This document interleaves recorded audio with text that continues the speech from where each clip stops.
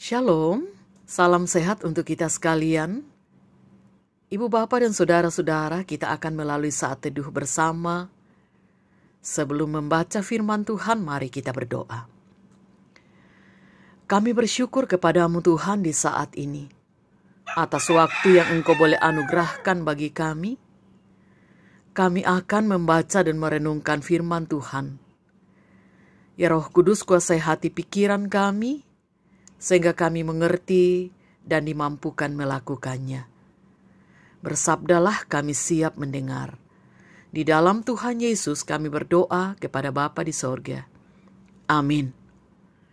1 Timotius pasal 6 ayat 2 sampai dengan ayat 10. Firman Tuhan mengenai penyakit bersilat kata dan mengenai cinta uang. Jika Tuhan mereka seorang percaya, janganlah ia kurang disegani karena bersaudara dalam Kristus, melainkan hendaklah ia dilayani mereka dengan lebih baik lagi, karena Tuhan yang menerima berkat pelayanan mereka ialah saudara yang percaya dan yang kekasih. Ajarkanlah dan nasihatkanlah semuanya itu. Jika seorang mengajarkan ajaran lain dan tidak menurut perkataan sehat, yakni perkataan Tuhan kita Yesus Kristus, dan tidak menurut ajaran yang sesuai dengan ibadah kita, ia adalah seorang yang berlagak tahu, padahal tidak tahu apa-apa. Penyakitnya ialah mencari-cari soal dan bersilat kata yang menyebabkan dengki, cedera, fitnah, curiga, percekcokan antara orang-orang yang tidak lagi berpikiran sehat dan yang kehilangan kebenaran, yang mengira ibadah itu adalah sesuatu sumber keuntungan. Memang, ibadah itu kalau disertai rasa cukup, memberi keuntungan besar. Sebab kita tidak membawa sesuatu apa ke dalam dunia, dan kita pun tidak dapat membawa apa-apa keluar. Asal ada makanan dan pakaian cukuplah. Tetapi mereka yang ingin kaya terjatuh ke dalam pencobaan, ke dalam jerat dan ke dalam berbagai-bagai nafsu yang hampa dan yang mencelakakan, yang menenggelamkan manusia ke dalam keruntuhan dan kebinasaan. Karena akar segala kejahatan ialah cinta uang. Sebab oleh memburu uanglah beberapa orang telah menyimpang dari iman dan menyiksa dirinya dengan berbagai-bagai duka. Amin. Bebas dari pencuri, itu tema renungan firman saat ini. Saudara, banyak orang yang mengalami kebingungan dalam menentukan apa yang paling bernilai dalam hidupnya.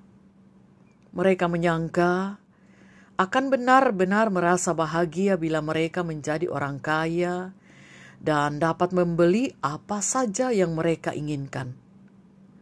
Namun seperti yang dialami oleh mereka yang sungguh-sungguh kaya, uang dan barang-barang yang dapat dibelinya tidak mampu memberikan kepuasan dan ketentraman yang bernilai kekal.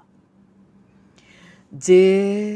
Oswald Sanders dalam bukunya Mengatasi Kesepian menulis, ketika rumah Jeremy Taylor yang saleh dijarah oleh pencuri, sehingga semua kekayaannya ludes dan anak-anaknya pergi meninggalkannya, ia berlutut dan berterima kasih kepada Allah karena para pencuri itu masih meninggalkan baginya matahari dan bulan, istri yang setia, sahabat-sahabat yang mengasihinya, pemeliharaan Allah, semua janji-janji dalam Injil, imannya, pengharapannya pada kerajaan surga, dan perbuatan baiknya terhadap musuh-musuhnya.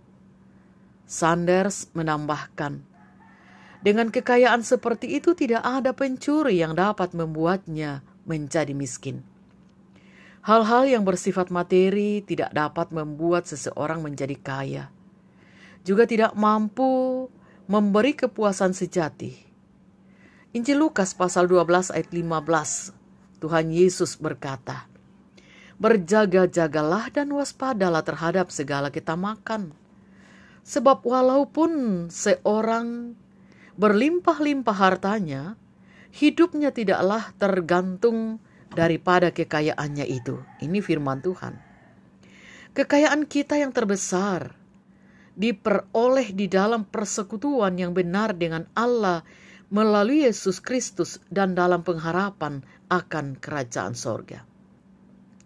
Karena itu saudara-saudara, pastikanlah bahwa kita memiliki kekayaan yang tidak dapat dirampas oleh siapapun. Amin. Mari kita mengucap syukur dan kita berdoa. Segala puji syukur kami angkat bagimu Tuhan. Kasih-Mu besar atas kehidupan kami. Memungkinkan kami untuk boleh terus beribadah kepada Tuhan, mendengarkan firman Tuhan. Biarlah ini menjadi sebuah kekayaan yang luar biasa bagi kami. Sebab kami tidak kehilangan pengharapan, kami tetap memiliki Allah yang luar biasa dalam hidup ini. Bapa di sorga, kami berdoa, Engkau berkenan memeliharakan kami masing-masing di dalam keluarga kami, usaha, tugas, pelayanan, dan pekerjaan kami. Kami boleh mengangkat semuanya itu dengan hati, sambil terus memuliakan Tuhan. Kami berdoa pula Tuhan, Engkau memberkati para orang tua kami yang sudah lanjut usia. Mendoakan anak-anak kami, dan berdoa kiranya Tuhan menopang kami, baik di tengah masyarakat, jemaat, dan di dalam berbagai kegiatan kami. Untuk yang sakit kami doakan, kiranya mereka dikuatkan oleh Allah, agar mereka tidak kehilangan pengharapan. Demikian pun Tuhan di tengah pandemi COVID-19, sampai saat ini, belum ada obat yang bisa untuk mengatasi penyakit itu. Tetapi kami tidak akan kehilangan pengharapan. Karena kami percaya Tuhan pasti akan membuka jalan. Segala sesuatu ada jalan keluar di dalam Tuhan. Dan itu adalah hal yang pasti. Berkati para pemimpin kami, dokter, perawat, dan para medis. Biarlah mereka semua boleh mengangkat tanggung jawab dengan baik. Tuhan dimuliakan di dalamnya. Bapa kami di sorga, tuntun dan peliharakan kami sepanjang hari ini. Supaya kami tetap kuat di dalam menjalani seluruh aktivitas kami. Dan di dalamnya Tuhan juga yang tetap kami permuliakan. Ampunkan dosa kami Tuhan. Dengarkan doa kami. Melalui Tuhan Yesus kami berdoa kepada Bapa di sorga. Amin. Demikian ibadah kita, Ibu Bapa dan Saudara-saudara. Selamat beraktivitas. Salam sehat dan Tuhan Yesus memberkati.